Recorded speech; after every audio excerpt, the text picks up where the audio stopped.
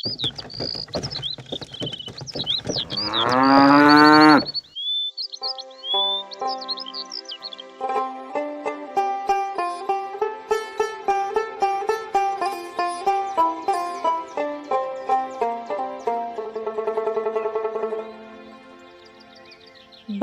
দীপালিদি, আজ তো দেখি সকাল সকাল চলে এসেছিস পুকুর ঘাটে। তা তোর কি বাসন মাজার জন্য ঘুম আসছে না নাকি? তুমিও তো এত সকালে কোনোদিন আসো না, আজ হঠাৎ এত সকাল সকালেই পুকুর ঘাটে? আর বলিস না রে, তোর দাদাবাবু আজ একটু শহরে যাবে কাজের জন্য, তাই সকাল সকাল বাসনগুলো মেজে রান্না বসাবো, এই আর কি। তা তোর কর্তামশাইও দেখলাম এত সকালে বাজারের দিকে যাচ্ছে, কি ব্যাপার বলতো? আজ তো মেয়ে জামাই বাড়ি আসবে, তাই পটলার বাবাকে বললাম হাট থেকে কিছু বাজার করে আনতে। সকাল সকাল গেলে হাটের জিনিসপত্র একটু সস্তা পাওয়া যায়। আজ তো অনেক পদের রান্না, তাই আমিও সকাল সকাল চলে এলাম। বাসনগুলো ধুয়ে রান্না চাপানোর ব্যবস্থা করব। এই মেয়ে জামাই বলতে মনে পড়লো, তা কিছু কি খবর শুনেছিস? ওই যে বিনিদির ওই বিধবা মেয়েকে এখনো বাড়িতে রেখে দিয়েছে। হ্যাঁ গো, শুনেছি। ছি ছি ছি ছি, কি অলক্ষণে কাণ্ড বলো তো। বিনি নিজের একমাত্র ছেলেকে হারালো, তাও তার কোনো শোকতাপ নেই রে। শুনেছি ওদের বাড়িতে মাছ রান্না করছে, আবার ওই বিধবা বউটাকেও খাওয়াচ্ছে। কি অনাসৃষ্টি কাণ্ড বলো দেখি! এই বিনিদিকে কি বলি আমি নিজেই বুঝতে পারছি না। ওই অলক্ষণে বউটা বাড়িতে আসার পর থেকেই বিনিদির ছেলেটা অকালে প্রাণ গেল। কোথায় ওই মেয়েকে দূর দূর করে তাড়াবে, তা না করে বউকে ঘরে বসিয়ে ভালো মন্দ গেলাচ্ছে। বলে বলো দেখিনি, এই করে যে আমাদের গ্রামেরও যে অমঙ্গল হবে। আচার বিচার একেবারে কি ভুলে গেলে হবে?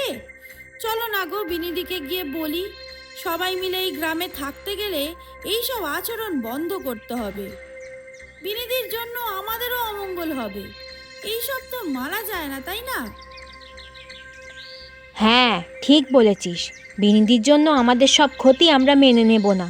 এই চল তো চল, তাড়াতাড়ি কাজ শেষ করে বিনিদির বাড়ি যাই।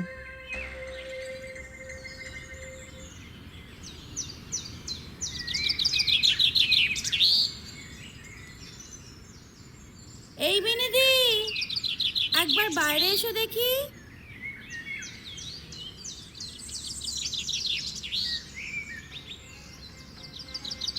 এ কি, তোমরা এই অসময়ে কিছু হয়েছে নাকি?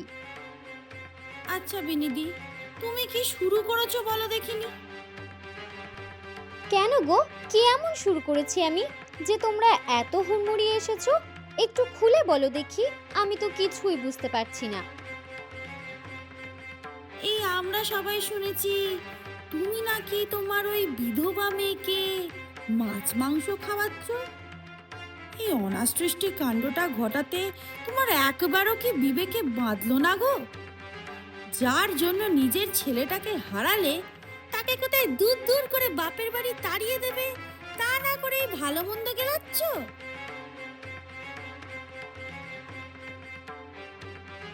এ কি, এ কেমন ব্যবহার তোমাদের? তোমরা এই কথা বলবে বলে আমাদের বাড়ি বয়ে এসেছো? তা তোমাদের কে বলেছে আমার বৌমার জন্য আমার ছেলে চলে গেছে?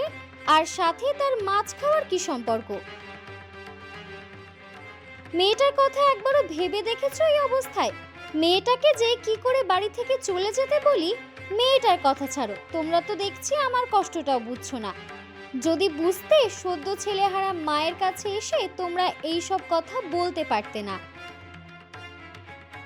দেখো বিনিদি, তোমার কষ্ট আমরা বুঝছি, কিন্তু তোমাদের এই অলক্ষণে কাণ্ডর জন্য আমাদের সারা গ্রামের অমঙ্গল হোক, এটা তো সম্ভব নয়, তাই না? তাই বলছি এখনো সময় আছে, তোমার এই অলক্ষণে বউকে গ্রাম থেকে বিদায় করো, এই বলে দিলুম।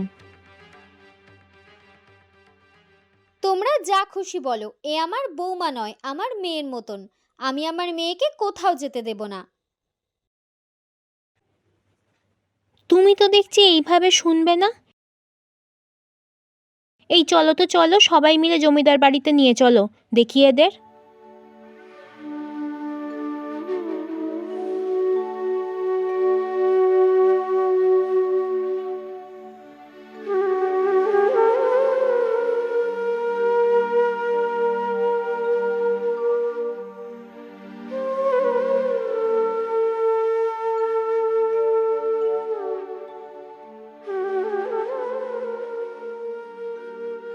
তা কি ব্যাপার, গ্রামের সব মানুষজন একসাথে, এখানে কিছু কি হয়েছে নাকি?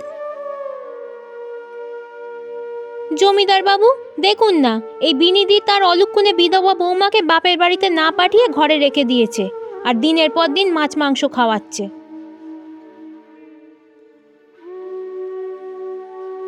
তা মাছ মাংস খাওয়াচ্ছে তো কি হয়েছে শুনি?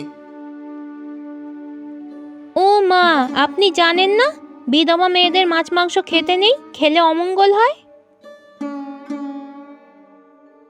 তা অমঙ্গল হয় কোথায় লেখা শুনি? না, মানে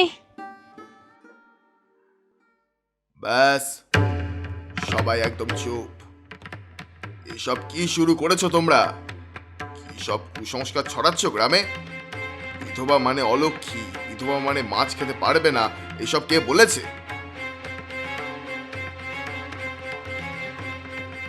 ভগবান না করুক আজ যদি তোমাদের সাথে এই রকম হয়, তাহলে তাহলে তোমরা কি এই গ্রাম ছেড়ে চলে যাবে তো?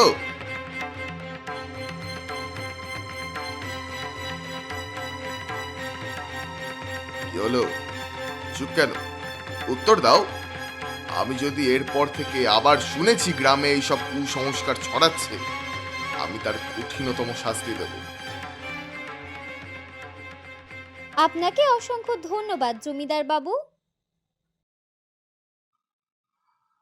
ধন্যবাদ পরে হবে, আমি তোমার বৌমার আবার বিয়ে দেব।